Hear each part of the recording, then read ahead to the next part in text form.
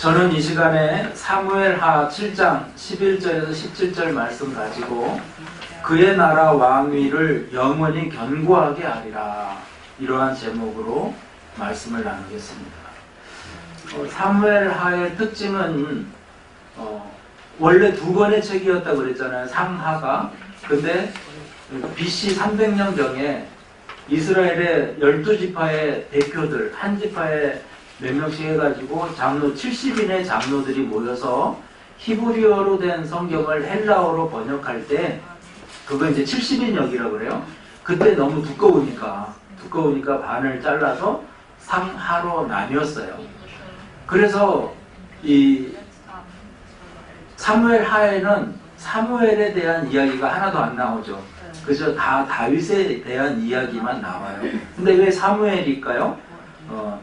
전반부에 마지막 사사고, 그리고 제사장이고, 그리고 위대한 선지자의 한 사람이었던 사무엘의 이름을 딴 것은, 여러분 이거는 사무엘의 비중이 그만큼 컸다는 거예요. 그래서 사무엘하의 내용에는 사무엘이 나오지 않는다. 사무엘하의 내용은 다윗이 이제 통일 왕국의 왕이 돼가지고 신정 왕국을 이루는 거예요. 신정 왕국이 뭐예요? 하나님이 통치하시는 나라. 이게 하나님의 통치의 나라를 이루어요. 근데 완벽하지 않았죠. 이것을 완벽하게 이룬 때가 예수님께서 나오셔서 통치하시는 그때의 예언이 이곳에 들어있어요. 이것이 그래서 중심 주제가 되는 것입니다. 자, 사무엘상은 처음 24장까지는 사무엘이 기록했고, 사무엘상의 마지막 부분과 오늘 사무엘하는 나단과 갓 선지자가 기록한 것으로 보는 것이 정설입니다. 그런데 이제 보통은 누가 썼는지 잘 모른다 이렇게 그냥 나오지만, 저는 그렇게 보니까 여러분도 이제 그렇게 보는데 큰 무리가 없습니다. 내용을 분해해 보면은, 자, 여러분이 읽다 보면은 1장부터 4장까지 다윗이 헤브론에서 약 7년 반 동안 남유다의 왕이 돼요. 북이스라엘은 사울의 막내 아들 이름이 이스보셋이 왕으로 있어요. 북이스라엘은. 남유다는 다윗이 다스린다. 그래서 다윗의 왕권을 중심으로 세 개로 딱 나뉘는데, 1장에서 4장은 남유다의 왕 헤브론에서, 그리고 5장부터 10장까지는 북이스라엘과 통합해가지고 통합 이스라엘 왕이 되고, 11장부터는 다윗이 왕권이 이렇게 꺾어지는 부분이에요. 약해지는. 그래서 11장부터 마지막 24장까지는 다윗의 범죄로 징벌받는 그러한 내용이에요. 그래서 사무엘하를 전체를 보면은 다윗의 신앙의 특징과 다윗의 범죄와 회개, 그리고 다윗 왕가의 비극적인 내용이 다 들어있다. 그래서 1장부터 4장, 5장부터 10장, 그리고 11장부터 24장, 이렇게 딱 분류해서 보시면 되겠어요. 첫째로, 저는 이 시간에 이제 다윗 신앙의 특징을 첫째로 잡았는데, 1장부터 10장까지의 내용이에요. 헤브론에서 유다의 통합 왕이 되는 부분인데, 이스라엘의 초대 왕이었던 사울이 길보아 전투에서 대패하고, 그 첫째 아들 요나단과 두 명의 또 왕자가 다 죽어버려요. 처참하게 죽어요.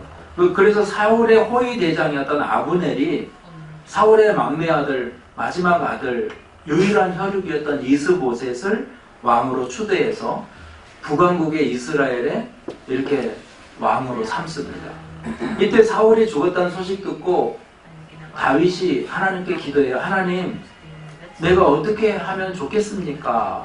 그럴 때 하나님께서 올라가라 이렇게 응답해요.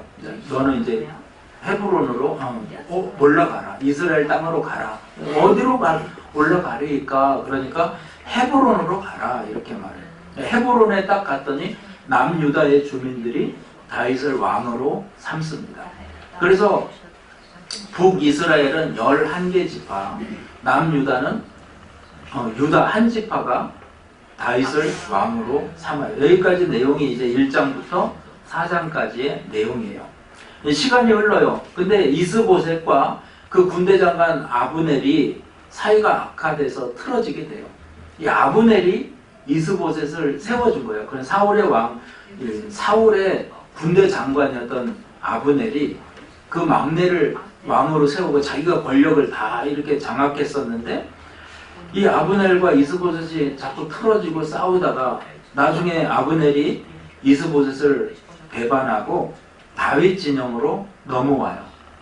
군대를 다 이끌고 다윗에게 이제 항복하러 오는 거예요. 그때 군대 장관, 남유다의 군대 장관은 요압이었는데, 이 요압이라는 이름을 잘 기억해 두세요. 이 아브넬과 이렇게 파친의 악수를 하는 척 하면서 칼로 배를 찔러가지고 죽여요. 그리고 다윗에게 와서 나 잘했지? 이렇게 물어요. 그러니까 이 행위는 나쁘다는 거예요. 그 왕을 배반하고 왔지만 그를 그렇게 악한 방법으로 죽인 것에 대해서 책망을 해요.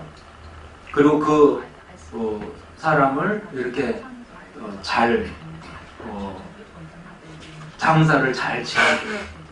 그리고 또 두 번째는 이스보셋이 두려워요.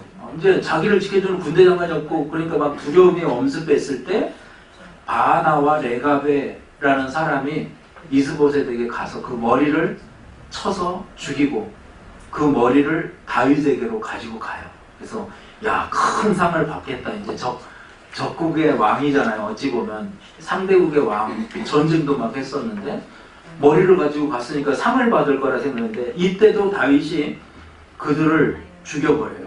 의인을 죽였다고 정죄하면서 이스보셋의 죽음을 하나님의 뜻이 아니라고 판단해요. 그리고 이스보셋의 죽음을 애도하면서 크게 성대하게 장사를 지내줍니다. 그러니까 혹자는, 어떤 사람들은 이 다윗이 작전과 계략을 가지고 이렇게 했다고 말을 하는데요, 저는 그렇게 보지 않아요. 이것은 다윗의 성품이었어요. 신앙이었어요. 다윗은 보통 사람들과는 달라요. 다른 사람들처럼 자기 중심이 아니라 하나님 중심으로 서 있었어요. 그래서 개인적인 이익이나 감정에 움직이는 사람이 아니었어요. 이것이 공의인가? 하나님이 기뻐하시는가? 바로 이것을 생각했다는 거예요. 근데 거기에 대한 하나님의 상급으로 통합 이스라엘의 왕으로 세워지는 것을 볼 수가 있어요. 온 백성들이 다 다윗을 왕으로 삼아요. 자, 우리 사무엘하 5장 3절에서 5절 말씀, 이게 이제 그 내용이에요. 3, 4, 5절 다 같이 한번 읽습니다.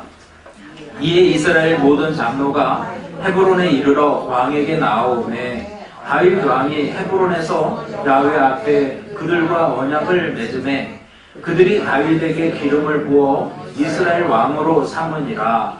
다윗이 나이가 30세의 왕위에 올라 40년 동안을 다스렸으되 헤브론에서 7년 6개월 동안 유다를 다스렸고 예루살렘에서 33년 동안 이스라엘과 유다를 다스렸더라. 이래서 이제 이스라엘의 통합 왕이 되는 것입니다. 자, 이스라엘의 통합 왕이 됐어요. 그래서 다윗이 처음 한 일이 뭐냐? 예루살렘을 정복하는 거예요. 그래서 수도를 예루살렘으로 삼는 거예요. 자, 이것은 이 전반부의 가장 중요한 내용인데, 여러분, 이곳은 나중에 다윗성, 시온성, 예루살렘성, 그죠? 예루살렘 성전이 지어지는 곳이에요.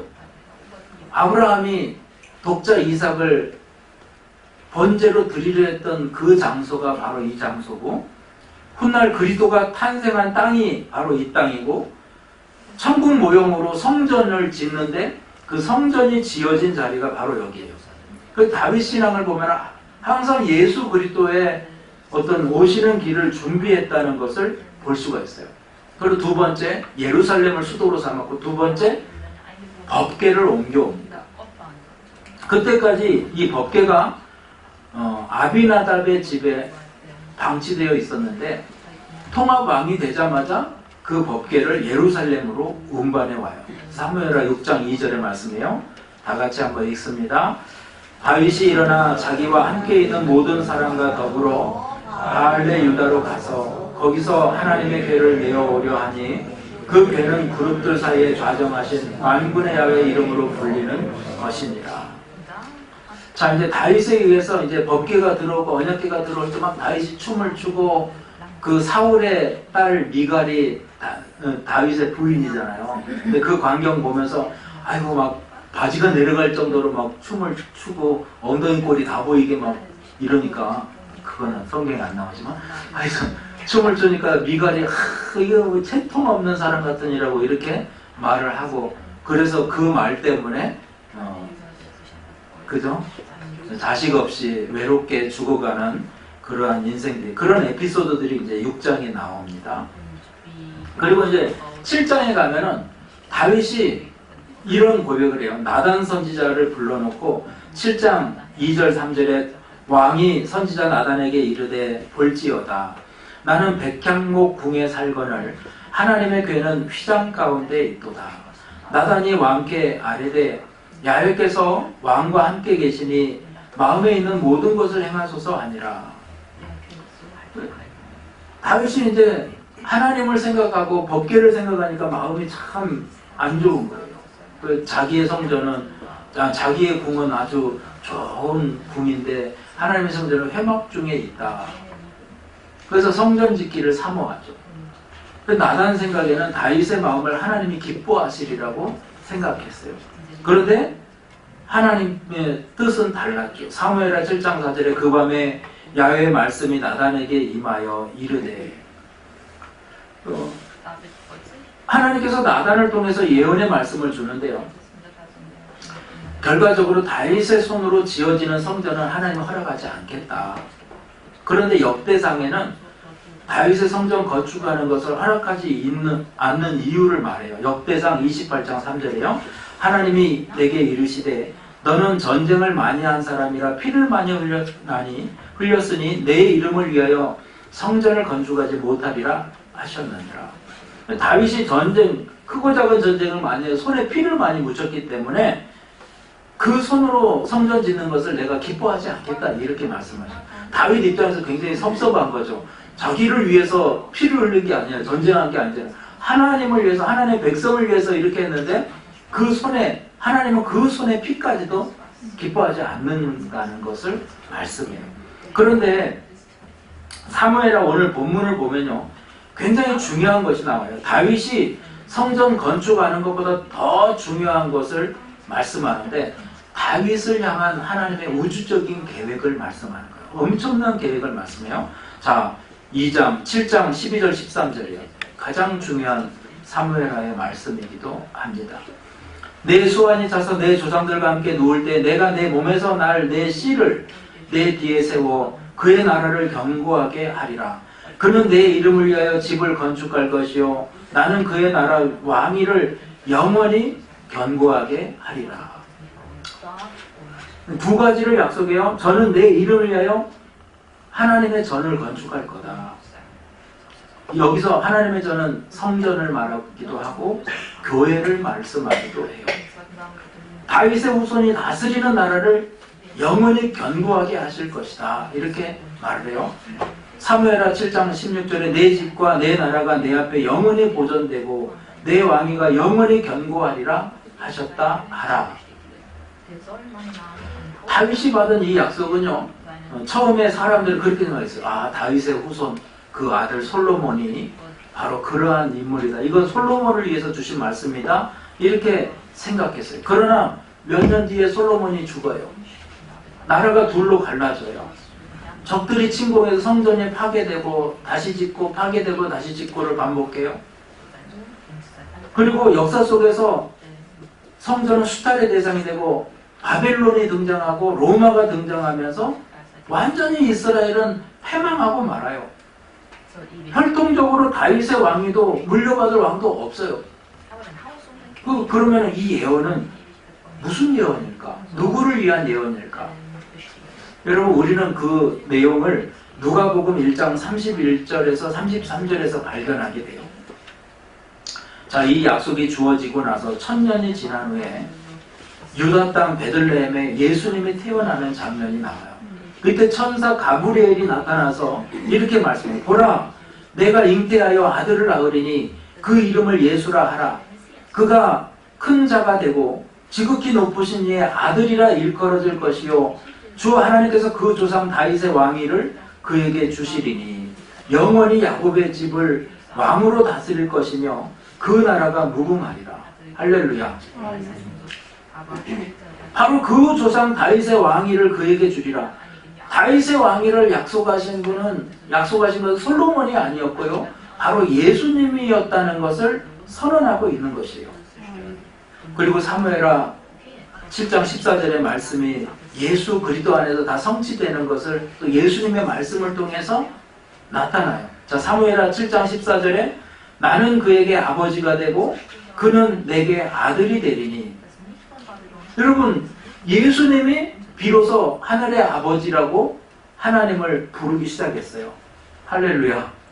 바로 예수 그리스도를 말씀하는 거예요. 자, 그러면 다윗은 어떻게 됐느냐? 어찌됐든 다윗은요, 하나님께서 그를 붙잡아 주셔서 하는 일마다 형통하게 하세요. 자, 사무엘하 8장 6절과 8장 14절 하반절에 똑같은 내용이에요. 다윗이 어디로 가든지 야훼께서 이기게 하셨더라. 할렐루야. 다윗을 하나님이 축복하셨고요, 다윗이 어디로 가든지 이렇게 형통한 삶을 살게 하셨어요. 왜 하나님이 다윗을 그렇게 기뻐하셨을까? 우리가 이제 다윗 신앙의 특징을 여기서 발견하게 되는데요. 첫째는 하나님의 은혜를 기억했다는 거예요. 사람이 살면서 은혜를 받았으면 은혜를 갚을 줄 아는 것이 사람의 도리입니다. 이것은 사람에게도 해당되지만 하나님께도 마땅히 행할 도리가 되는 거예요. 사무엘하 5장 12절입니다. 다윗이 야훼께서 자기를 세우사 이스라엘 왕으로 삼으신 것과 그의 백성 이스라엘을 위하여 그 나라를 높이신 것을 알았더라. 두 가지를 알았다는 거예요. 뭐냐? 자기를 세워서 이스라엘의 왕 삼아 주신 분은 하나님이다, 이것을 알았어요. 내가 잘한 것도 없어요. 오직 이거 하나님의 은혜라는 거예요. 할렐루야. 여러분 한번 생각해 보세요. 저와 여러분이 재능이 있고 여러 가지 또 좋은 부모 만나고 좋은 환경이 있고 뭐 잘생기고 뭐 다 좋아요. 능력이 있고. 근데 이것을 은혜라고 생각을 해야 된다는 거예요. 좋은 남편 만나고 좋은 아내 만나고 좋은 환경 주어지고 대한민국에서 태어난 것이 은혜죠. 그죠? 아프리카에서 태어났으면 저 지금 천대 받아요. 막 가면 천대 받아요. 그 좋은 환경에서 이렇게 주어진 것, 모든 것을 하나님의 은혜라고 생각해요. 근데 내가 잘해서 이게 아니라 하나님의 은혜다. 할렐루야. 그 두 번째는 자기를 왕 삼고 높이신 목적이 하나님 나라 이스라엘을 위하여라는 것을 깨달았어요. 우리를 축복하는 축복의 의미가 뭘까? 나를 하나님께서 지금 이 자리에 세워주신 이유가 뭘까? 이것은 하나님의 뜻이 있다는 거예요. 여러분, 에스더를 하나님이 높였을 때 에스더에게 한 말이에요. 모르드기가 에스더가 세워지면서 너를 지금 이 자리에 세운 거 하나님의 뜻이 있지 않겠냐? 이때를 위함이 아니냐? 이때를 위함이 아니냐? 바로 이걸 깨닫는 거예요. 저와 여러분도 하나님 앞에 이 축복의 의미를 분명히 깨달으시기를 주의 이름으로 축원합니다. 두 번째로 다윗의 신앙의 특징은요, 하나님의 말씀을 사랑했다는 거예요. 시편 대부분은 다윗의 영향을 받았다고 봅니다. 그러니까 그 후대가 뭐 하고 누가 하고 막 이렇게 말들이 많은데 대부분은 다윗의 영향을 받았다고 해요. 그런데 시편 119편도 이 저자를 알 수 없는 시편인데 다윗의 시편으로 보는 이유가 뭐냐면 이 말씀 사랑함이 다윗의 마음과 똑같아요. 그래서 시편 제가 세 절만 봉독하겠는데 시편 119편 16절, 103편 116편 16절, 103절, 116절 제가 읽어드릴게요. 주의 율례들을 즐거워하며 주의 말씀을 잊지 아니하리이다. 주의 말씀의 맛이 내게 어찌 그리 단지요 내 입에 꿀보다 더 다니이다. 주의 말씀대로 나를 붙들어 살게 하시고 내 소망이 부끄럽지 않게 하소서. 할렐루야. 이렇게 하나님의 말씀이 기뻤어요. 여러분, 저는 올해 우리 베를린 순복음교회 큰 하나님의 역사를 기대합니다. 왜냐하면 여러분이 말씀을 막 읽는 거예요.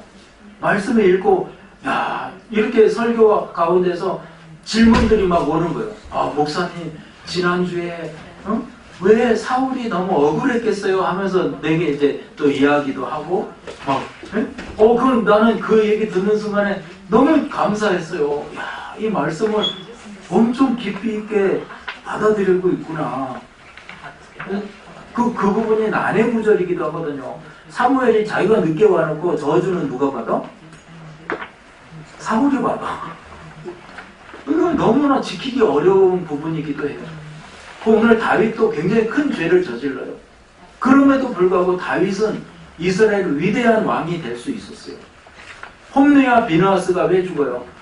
하나님께 드려지는 제물로 인해서 죄를 짓고, 근데 그들이 죽은 가장 근본적인 원인은요, 성전에서 살았지만 하나님을 알지 못했다. 그리고 하나님을 멸시했다. 이렇게 보는 거예요. 여러분, 우리 하나님을 아시기를 주의 이름으로 축원합니다. 이게 하나님을 멸시하는 행위인지 아닌지를 깨달아 아시기를 주의 이름으로 축원합니다. 그게 말씀 안에 다 나와 있다. 그리고 마지막으로 다윗 신앙의 특징은 예배드리기를 사모했다. 여러분, 예배가 기쁘십니까? 예배가 기다려지십니까? 할렐루야. 예배가 기쁨이 되기를 주의 이름으로 축원합니다. 다윗은 예배드리기를 너무 기뻐했어요. 그래서 다윗이 왕이 된 후에 가장 먼저 한 일은요, 언약궤를 자기 성으로 가지고 왔다 그러잖아요. 그 말씀을 그렇게 사모했다는 것이기도 하고, 하나님의 말씀하심, 임재하심을 사모했다. 여러분, 언약궤가 없다는 건 말씀이 없다는 것과 같은 거예요. 그 이제 선지자도 마찬가지예요. 제사장이 없다는 건 말씀이 없다는 거예요. 선지자가 없다는 건 말씀이 없다는 거예요.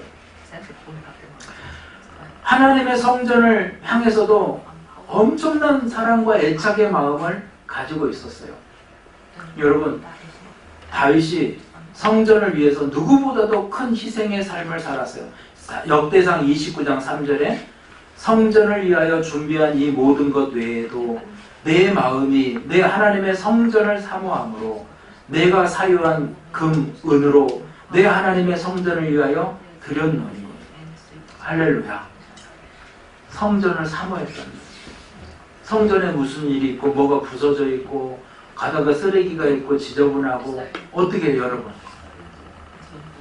우리 권사님들 제가 참 하나님 사랑하고 성전 사랑한다는 걸 느끼는데 뭐 떨어져 있으니까 바닥에 손으로 이렇게 해가지고 그걸 버리시는 거예요.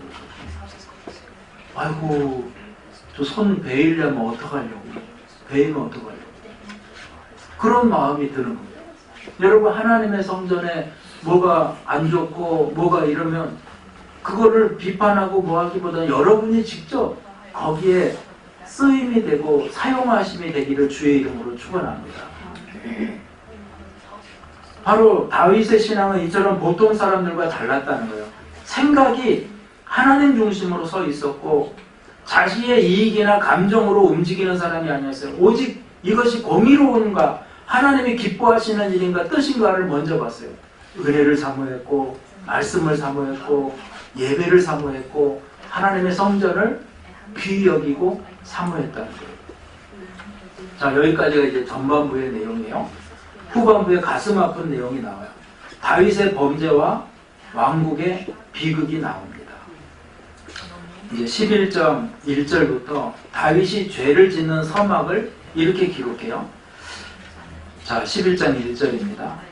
그 해가 돌아와 왕들이 출전한 때가 되매 다윗이 요압에게 요압과 그에게 있는 그 부하들과 온 이스라엘 군대를 보내니 그들이 암몬 자손을 멸하고 라빠를 에워쌌고 다윗은 예루살렘에 그대로 있더라. 이제 암몬과 전쟁하게 된 배경이 10장에 좀 나오는데요. 제가 이제 사무엘 하를 먼저 이제 읽어보니까 아주 다 재밌어요. 금방 읽어져요. 금방 이렇게. 그리고 이제 여러 가지 에피소드들이 딸락딸락 있어가지고 굉장히 재밌어요. 근데 원래 암몬과 이스라엘은 사이가 좋았어요. 근데 암몬 왕이 나하스가 죽고 나서 그의 아들 하눈이 왕이 됐는데요. 이 하눈이 되게 어리석은 사람이에요. 그래서 다윗이 그 아버지가 죽으니까 조문 사절단을 보냈는데 보통 사절단이 오면 이렇게 잘 해주잖아요. 나라의 대표로 온 거니까. 근데 그 사람들을 이게 혹시 스파이 아니야? 이래가지고 이렇게 의복을 엉덩이까지 잘라서 수치를 주고 수염도 절반을 깎아요. 이렇게 깎았는지 하여튼 이렇게 깎았는지 뭐 기록은 안 되는데 절반을 깎아가지고 이렇게 깎았겠죠. 이렇게 깎는 좀 사이코는 없었거든요. 이렇게 깎았겠지. 절반을 딱 잘라버리고. 그러니까 이거는 엉덩이 하체를 드러내고 수염을 깎는 것은 뭐 수치를 상징해요. 여러분 그렇게 사절단으로 온 사람을 수치를 줘서 보내는 거예요. 그래서 이제 두 나라 사이에 전쟁이 일어나게 되는데 이 전쟁은 뭐 그 정도는 하고 다윗은 별 크게 여기지 않고 전쟁에 안 나가고 성에 남아있게 됐어요. 사무엘하 11장 2절에 저녁 때에 다윗이 그의 침상에서 일어나 왕궁 옥상에서 거닐다가 그곳에서 보니 한 여인이 목욕을 하는데 심히 아름다워 보이는지라. 할렐루야. 아름다웠더라가 아니라 아름다워 보이는지라. 실제로 아름답지 않았어요. 성경대로 아름다워 보이는 거예요. 보이는 거. 다윗은 무슨 이유인지 밤에 잠을 안 자고 낮잠을 잤다는 거예요. 그리고 낮잠 자다 일어나서 왕궁 거닐다 한 여인이 목욕하는 것을 보게 돼요. 근데 이게 또 하필이면 다윗이 보는 앞에서 목욕을 하는데 우연히 이게 만들어진 기회라고 생각되십니까? 우연한 기회라고 생각하세요? 이거는 사탄의 계략이에요. 평소에 다윗의 영성으로 봤을 때는 이거는 주요 하고 그냥 넘어갈 일인데 예수의 피로 하고 넘어갈 일인데 이게 한 번 보고 두 번 보고 자꾸 아름다워 보이기 시작하고 그래서 왕의 권한으로 저 여인을 데려와라 해가지고 이야기를 하고 하다가 잉태하게 되거든요. 그러니까 자신의 죄를 숨기려고 요압 장군에게 기별해서 바세바의 남편 우리아를 집으로 돌려보내라. 그래서 잠자리를 같이 하면 자기 죄가 덮이잖아요. 그래서 이제 아무 일도 없었던 일로 만들려고 하는데 이 우리아는 충성된 신하예요. 내 왕, 자기가 섬기는 그 군대 장관은 전쟁터에서 또 내 신하들은 전쟁터에서 그렇게 죽어가는데 나는 어떻게 편하게 그런 집에서 잘 수 있냐 하고 안 들어가요. 그리고 다시 출정하여 전쟁터로 나가는 거예요. 그러니까 다윗이 이 요압에게 편지를 써가지고 전쟁 최 치열한 곳에 보내가지고 죽도록 해라. 이렇게 편지를 써서 보내요. 여러분 한번 생각해보세요. 우리아가 자기를 죽이라는 편지를 들고 충성스럽게 경례 쫙 붙이고 가서 죽어요. 그래서 영어 표현에도 우리아의 편지 이런 표현은요 가장 악랄한 반역을 말해요. 자기를 신뢰하고 신임하고 세워졌는데 배신하는 거. 이 악랄한 이에요. 바로 이것이 다윗에게 그대로 저주가 다윗 가문에게 임하는 것을 볼 수가 있어요. 사무엘하 11장 11절 우리아가 다윗에게 이르되 언약궤와 이스라엘과 유다가 야영 중에 있고 내 주 요압과 내 왕의 부하들이 바깥들에 짐지고 있거늘 내가 어찌 내 집으로 가서 먹고 마시며 내 처와 같이 자리일까? 내가 이 일을 행하지 아니하기로 왕의 살아계심과 왕의 혼에 살아계심을 두고 맹세하나이다 하니라. 그리고 다윗의 죄는 아무도 모르게 다 덮여지는 것 같았어요. 이 다윗의 탐심으로 인한 죄가, 간음죄가 살인죄까지 범하게 되는 거예요. 이때만 해도 모든 것이 자기 뜻대로 다 끝나는 것 같았어요. 사무엘하 11장 27절입니다. 그 장례를 마침에 다윗이 사람을 보내 그를 왕궁으로 데려오니 그가 그의 아내가 되어 그에게 아들을 낳으니라. 다윗이 행한 그 일이 야훼 보시기에 악하였더라. 자, 하반절에 뭐라 그래요?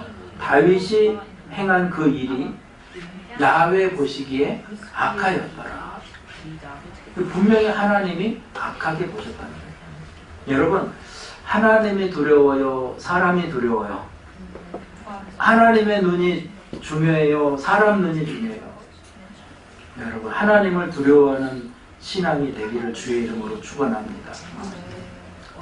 이제 나단이 그 가정에 와서 책망을 합니다.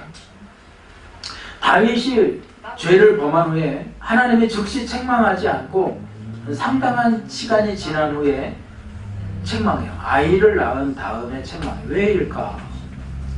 두 가지로 봐요. 하나는 사람이 너무 캄캄한 상태에서는요, 책망의 빛이 들어가질 못해요. 그러니까 시간이 좀 지나야 돼요. 그래서 다윗이 내 진액이 마르고 주의 손이 주야로 나를 누르고 뼈가 쇠하는 고통. 시편 51편에도 보면 하나님 앞에 쫓겨났고 주의 성령을 거두어 가셨다. 여러분, 성령이 거두어 가버렸어요. 바로 그러한 지경에 이른 심령의 상태가 됐을 때 하나님이 징계하시기 시작하는 거죠.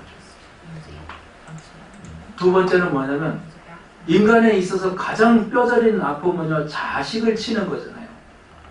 밧세바와 다윗과의 자식, 자기가 죄로 덮어버리려고 했던 그 자식이 죽는 그런 과정을 통해서 가장 큰 고통을 하나님이 주시는 거예요.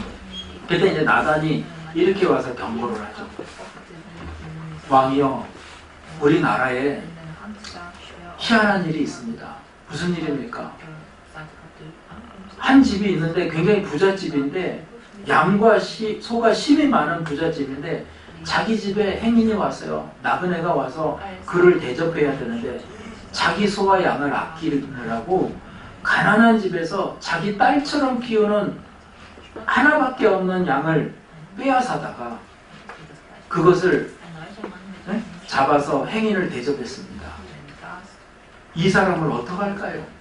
여기서 상징으로 말하죠. 부잣집은 다윗 왕의 집을 상징하고 가난한 집은 우리아의 집을 상징해요.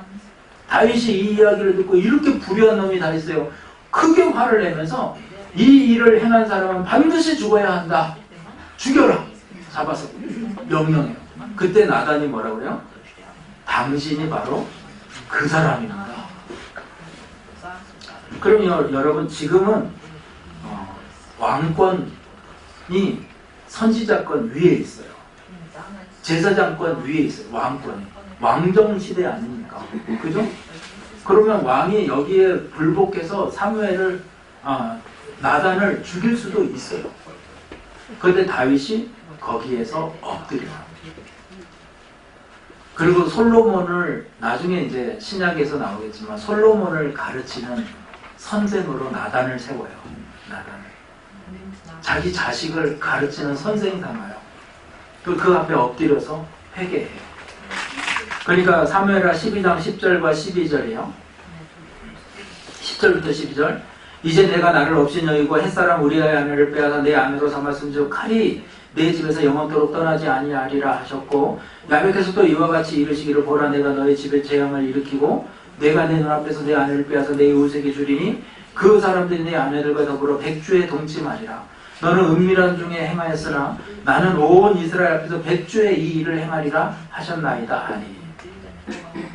나단이 크게 소리질러서 하나님의 심판을 전했어요. 다윗이 거기에 엎드려서 회개했어요. 그 회개를 하나님이 받으세요. 그리고 다윗을 용서하세요. 용서하세요. 그럼에도 불구하고 저주가 이제 시작되는 거예요.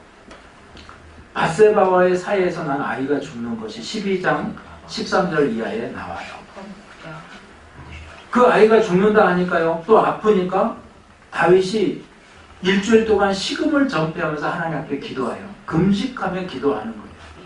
근데 그 기도를 하나님이 받지 않으십니다.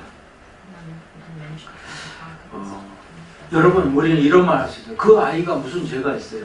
태어나자마자 고통당하면서 죽어가는 거예요. 이것은 부모의 죄로 말미암은 저주예요. 이럴 때 다윗왕은 양심의 고통을 실감하게 되고 하나님 앞에 금식기도로 호소하지만 하나님께서는 끝까지 그것을 받지 않아요. 거절하세요. 그리고 13절 14절에 이 자식이 죽고 나서 나단 선지자가 다시 와서 이렇게 말해요. 다윗이 나단에게 이르되 내가 야훼께 죄를 범하였노라 하매 나단이 다윗에게 말하되 야훼께서도 당신의 죄를 사하셨나니 당신이 죽지 아니하려니와 이 일로 말미암아 야훼의 원수가 크게 비방할 거리를 얻게 하였으니 당신이 낳은 아이가 반드시 죽으리라 하고 그리고 그 자식이 죽어요. 회개했음에도 불구하고 죽어요. 그냥 여기에 보면 하나님이 죄를 사했다 이렇게 말해요. 근데 이거 우리가 이걸 생각해요. 구약적인 용서의 개념은요, 눈에는 눈이에요. 내가 남의 눈을 하나 빠지게 했으면요, 내 눈을 하나 뽑아야 돼요. 이게 구약적인 죄에 대한 용서의 개념이에요. 소를 한 마리 죽였어요. 부지 중에라도. 그러면 내가 배상해요. 서로 배상을 해야 돼요. 자식이 죽었어요. 자식을 죽였어요. 그럼 내 자식을 배상해줘야 돼요. 죽이지는 않고 대신 주는 거죠. 하여튼 눈에는 눈, 이에는 이에요. 이게 구약의 용서의 개념이에요. 다시 말해서 벽에 못을 박았어요. 못을 뺐어요. 뭐가 남아요? 자국이 남는다. 그래서 다윗의 이러한 간음죄와 살인죄는 하나님이 용서했어요. 그러나 그 죄의 결과는 다윗 가문이 받았다는 거예요. 이게 구약의 용서의 개념이에요. 신약에 와서는 이 개념이 완전히 달라져요. 예수님께서 십자가로 우리의 과거의 죄와 현재의 죄와 미래의 죄를 다 청산하셨어요. 할렐루야. 그래서 우리는 행위로 의롭게 되는 것이 아니고 행위로 구원받는 것이 아니고 믿음으로 용서받는 것. 그게 은혜라는 거예요. 그래서 하나님의 용서의 개념을 사울이 그렇게 말씀을 지키려고 노력하고 행했음에도 불구하고 죄악으로 말미암아 저주를 받고 결국에는 끝났어요. 그러나 다윗도 이러한 더 큰 죄를 저질렀음에도 불구하고 다윗을 하나님이 용서하신 것은 은혜였어요. 이게 은혜라는 거예요.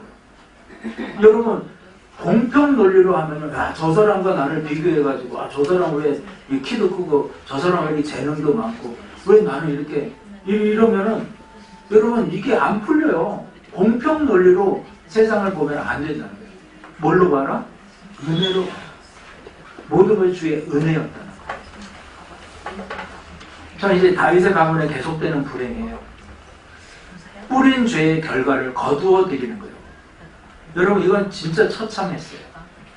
암논과 다말 사건이 13장에 나와요. 1절부터 나오는데 다윗의 장자가 암논이라는 사람이에요. 근데 여동생 다말을 사랑해요. 이복 동생이죠. 근데 이 다말은 압살롬의 동생이에요. 그러니까 첫째, 이 왕의 다윗 왕의 가장 맏이 암논이고 둘째가 압살롬이에요. 걔가 달라요. 근데 압살롬의 여동생 다말을 너무너무 사랑해서 상사병에 걸려요. 그러니까 이 나쁜 친구가, 요나답이라는 나쁜 친구가 이것을 알고 계략을 말해줘요. 야, 집으로 아프다고 해서 오라고 그래. 그래가지고 아무도 없을 때 네 거 만들어버려. 여러분, 나쁜 친구 말 들으면 안 돼요. 나쁜 친구 패망이에요. 그 말대로 자기 이복 여동생 다말을 강간합니다. 근데 이 다말을 강간하고 나서 미움이 싹트기 시작해서 미워하고 버려버려요. 그러니까 다말이 시름시름 알아요. 이 이야기를 들은 오빠 압살롬이 어떻게 해요? 왕들에게 다 잔치를 베풀어요. 아무도 눈치 못 채게 이 암논도 불러가지고 그때 자기 신하 10명을 풀어가지고 자기 종들을 풀어가지고 죽여버려요. 아들을 죽여버린 거예요. 이런 비극이에요. 그리고 나서 이제 압살롬은 도망다니기 시작해요. 아버지의 눈을 피해 도망다녀요. 그래서 약 3년간을 도망다니다가 다윗이 그래도 자기의 왕위를 이을 왕 같은 사람은 누구예요? 압살롬밖에 없어요. 그래서 그 압살롬을 용서해줘요. 화해를 하고 그래 내가 용서하마 해서 없었던 일을 해요. 근데 이 압살롬이 몰래 다윗 왕 몰래 백성들의 환심을 계속 사요. 백성들. 여러분 이렇게 리더자가 딱 이렇게 이끌고 가다 보면 좀 부족한 부분이 나올 수 있잖아요. 그죠? 구역장님이 딱 뭐 구역에서 뭐 우리 이렇게 해요 가다 보면 부족한 부분이 있을 수 있어요. 근데 뒤에 따라가는 사람이 이 사람은 이게 이래요 하면서 막 말거리 막 만드는 거 쉬워요. 그러니까 사람들의 마음이 계속 비방을 해대니까 이게 세뇌가 돼가지고 다윗 왕에 대한 게 자꾸 식어져요. 그런 영광들을 자기가 다 가로채면서 압살롬이 반역을 일으켜요. 가만히 있으면 자기가 왕이 될 텐데 다윗이 죽기도 전에 반역을 일으켜요. 그래서 다윗을 죽이려 하니까 다윗이 급히 도망가면서 후궁 10명을 남겨두고 갈 수밖에 없게 돼요. 자기 부인 10명을 남겨두고 갔는데 이때 아히도벨이 압살롬에게 이렇게 말해요. 사무엘하 16장 21절이에요. 아히도벨이 압살롬에게 이르되 왕의 아버지가 남겨도 왕궁을 지키게 한 후궁들과 더불어 동침하소서. 그리하면 왕께서 왕의 아버지가 미워하는 바 됨을 온 이스라엘이 들으리니 왕과 함께 있는 모든 사람의 힘이 더욱 강하여지리이다. 압살롬의 힘이 강해지려면 당신의 어머니 후궁들을 다 강간해버려라. 여러분 이런 말도 안 되는 말을 듣고 실제로 강간을 해요. 그래서 다윗의 후처와 동침하면서 다윗의 얼굴에 먹칠을 하는 거예요.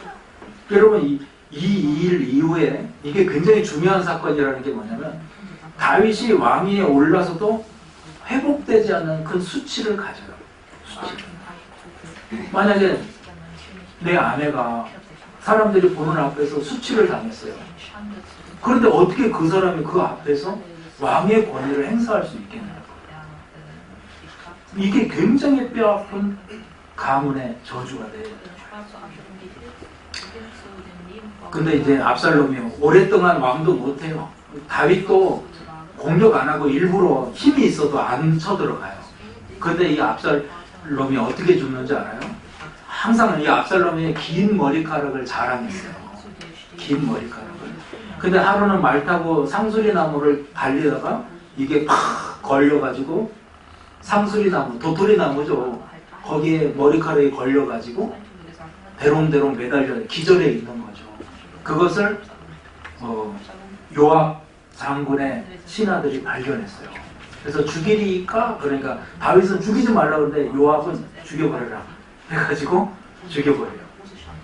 자기가 자랑하던 그것 때문에 죽었다는 거예요. 여러분 교만은 패망의 선봉이에요. 여러분 능력이 뭐예요? 뭐 잘하세요? 잘하는 것 때문에 망해요 사람들이. 그러니까 겸손하기를 바랍니다. 그 다음 사건이 세바의 반란 사건이에요. 이것도 왜 다윗에게 뼈아프냐면요. 다윗이 왕이 됐는데 이 세바라는 사람은 성경에 뭐라고 그러냐면 불량배예요.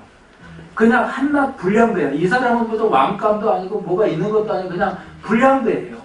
근데 말을 엄청 잘하는 거예요. 말을 하니까 그 말에 사람들이 현혹되는 거예요. 자, 사무엘하 20장 1절 2절이에요. 마침 거기에 불량배 하나가 있으니 그 이름은 세바인데 베냐민 사람 비그리의 아들이었더라. 그가 나팔을 울며 이르되 우리는 다윗과 나눌 분깃이 없으며 이새의 아들에게서 받은 유산이 우리에게 없도다. 이스라엘아 각각 장막으로 돌아가라 하며 이에 온 이스라엘 사람들이 다윗 따르기를 그치고 올라가 비그리의 아들 세바를 따르나 유다 사람들은 그들의 왕과 함께 합하여 요단에서 예루살렘까지 따르니라. 그러니까 다윗의 권위가 땅에 떨어졌기 때문에 그 불량배 한 사람이 나와서 말을 해도 사람들이 현혹되는 거예요. 이제 여기서 아주 재미있는 사건이 있어요. 아마사와 요압이라는 사람이 나오는데 둘 다 이제 군대 장관이야. 아마사는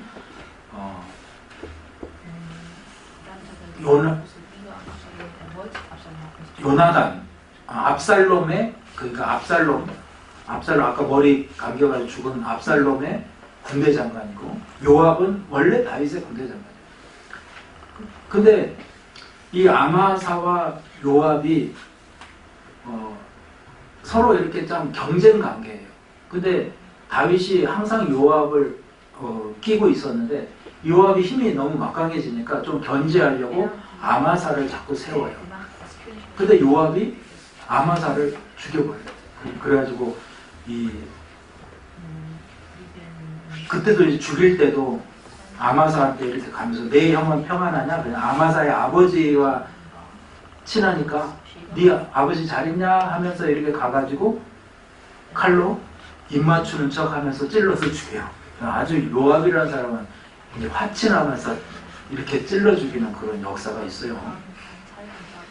이 권력력의 최승자가 됐어요. 요압이. 근데 다윗도 이제 군대 장관이 하나뿐이니까 요압을 옆에 세울 수밖에 없어요. 이 요압이 힘이 강해져서 이 요압이 다윗의 모든 것을 다 관할하게 되는 거예요. 다윗은 자꾸 힘이 약해지고 지파들도 다 잘 빠져나가고 막 그래요. 근데 이때 무슨 일이 있냐? 아도니아의 반란이에요. 압살롬의 동생 다윗의 하나 남은 아들 아도니아가 이제 다윗이 병들고 그러니까 스스로 왕 되려고 해요. 그때 이제 요압이 그 편을 들어서 힘을 세워주는 거예요. 자, 아도니아는 솔로몬을 제외한 자신을 따르는 모든 왕자들, 자신의 모든 동생들과 왕들의 신복을 초청해서 이제 소를 잡고 살치송아지 잡고 잔치를 벌이면서 세를 모아요.